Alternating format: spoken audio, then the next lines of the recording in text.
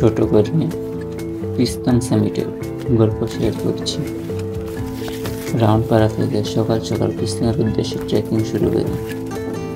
পাড়ার কারবারির বাসায় ছিলাম, তাদের রান্না হচ্ছিল আর আমাদের অনেকটা পথ যেতে হবে, তাই না খেয়ে বেরিয়ে পড়ে খুব দ্রুত।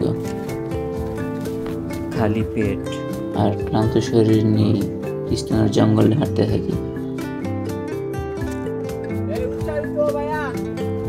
আর পিস্তং হচ্ছে চিম্বুক রেঞ্জের সর্বোচ্চ চূড়া, প্রায় 3000 ফিট।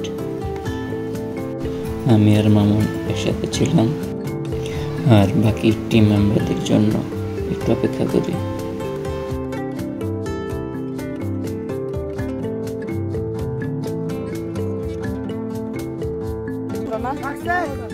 কি অবস্থা গাজী? ও বলছিল যে পিস্তং সাবিট না করে ও চলে যাবে, বাট পিস্তং পাহাড়ের চূড়ায় পৌঁছানোর পর সবচেয়ে বেশি এক্সাইটেড ছিল ও।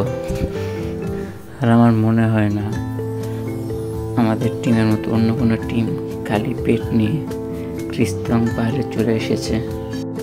আর যখন চোখের সামনে এরকম ভিউ থাকে তখন সব ক্লান্তি দূর হয়ে যায়।